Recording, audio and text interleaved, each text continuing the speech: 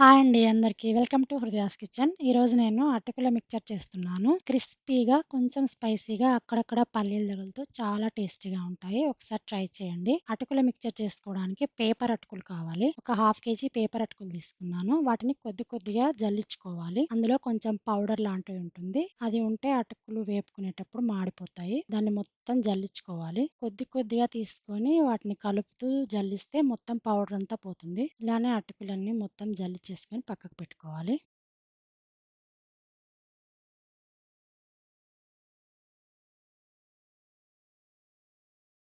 ఇప్పుడు వీటిని ఫ్రై చేసుకోవాలి.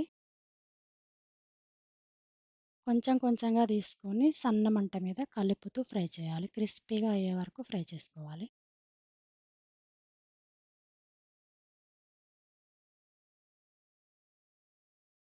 కలుపుతూనే ఉండాలి, లేదంటే మాడిపోతాయి కింద.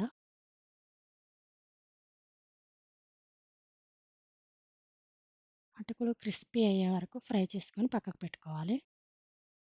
ఇప్పుడు తాలింపు కోసం ఎల్లిపాయలు నలగగొట్టి పెట్టుకోవాలి. అలానే కారానికి తగినన్ని పచ్చిమిర్చిని సన్నగా కట్ చేసుకొని పెట్టుకోవాలి. కొంచెం కరివేపాకు, ఎండుమిర్చి కూడా తీసుకున్నాను. ఇప్పుడు స్టవ్ మీద పెద్ద గిన్నె పెట్టుకోవాలి. మనం కలుపుకోవడానికి ఫ్రీగా ఉండేలాగా పెద్ద గిన్నె తీసుకున్నాను. అందులో ఒక 2 టేబుల్ స్పూన్ల ఆయిల్ వేసుకోవాలి. పల్లీలు ఎంత ఎక్కువ వేసుకుంటే అంత బావుంటుంది. ఇవి కూడా క్రిస్పీగా అయ్యే వరకు వేగనివ్వాలి. ఇందులో ఎండుమిరపకాయలు ఒక 3 తుంచి వేసుకుంటున్నాను. అలానే కొద్దిగా జీలకర్ర వేసుకోవాలి. జీలకర్ర కొంచెం ఫ్రై అయ్యేదాకా ఫ్రై చేసుకోవాలి. ఇందులోనే దంచి పెట్టుకున్న వెల్లుల్లిపాయలు కూడా వేసుకోవాలి. ఇప్పుడు ఇందులో కట్ చేసి పెట్టుకున్న పచ్చిమిర్చి కూడా వేసుకోవాలి. ఇవన్నీ క్రిస్పీగా ఫ్రై అయితే మనం తినేటప్పుడు బావుంటాయి.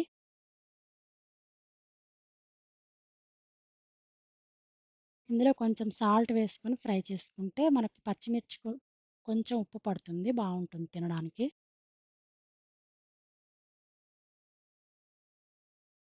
కరివేపాకు కూడా వేసేసుకోవాలి.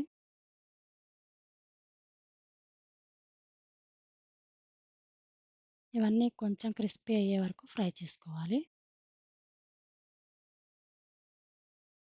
ఇందులోనే నేను పుట్నాల పప్పు వేసుకుంటున్నాను. అంటే వేపిన శనగపప్పు కూడా వేసుకుంటున్నా. ఇది ఎక్కువగా ఫ్రై అవ్వనవసరం లేదు. కొంచెం లైట్‌గా ఫ్రై అయితే సరిపోతుంది. ఇందులో కలర్ కోసం పసుపు వేసుకుంటున్నాను. ఇది కూడా కొంచెం పచ్చి వాసన పోయే వరకు ఫ్రై చేసుకొని, మనం ఇందాక వేపి పెట్టుకున్న అటుకులున్నాయి కదా! అవి మొత్తం వేసి బాగా కలుపుకోవాలి.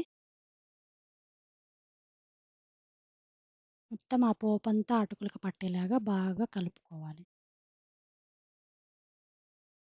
చిన్న మంట మీద కలుపుకోవాలి. కొంచెం ఇంకా క్రిస్పీగా అవుతాయి. ఇప్పుడు ఇందులో నేను కారబూందీ వేసుకుంటున్నాను. సన్న కారపూస కూడా వేసుకోవచ్చు. తినడానికి బావుంటుంది. నేను ఇందాక పచ్చిమిర్చికి సరిపడినంత ఉప్పేసుకున్నాను గదా! ఇప్పుడు అటుకులకి మొత్తానికి సరిపడినంతగా సాల్ట్ వేసుకుంటున్నాను. అంతా బాగా కలిసి ఇంకా కొంచెం క్రిస్పీ అయ్యే వరకు ఫ్రై చేసుకోవాలి. అంతేనండి, అటుకుల మిక్చర్ రెడీ అయిపోయింది. మనం సాయంత్రం టైంలో ఖాళీగా ఉన్నప్పుడు మనకేదైనా తినాలనిపిస్తుంది గదా! అట్లాంటి టైంలో పనికొస్తుంది తినడానికి. ఒకసారి చేసి పెట్టుకుంటే ఒక 15, 20 డేస్ వరకు డబ్బాలో వేసుకుంటే అలానే ఉంటాయి తాజాగా. ఈ వీడియో గనక మీకు నచ్చినట్లయితే లైక్ చేయండి. మీ ఫ్రెండ్స్ అందరికీ షేర్ చేయండి. మర్చిపోకుండా సబ్స్క్రైబ్ చేసుకోండి. Thank you for watching.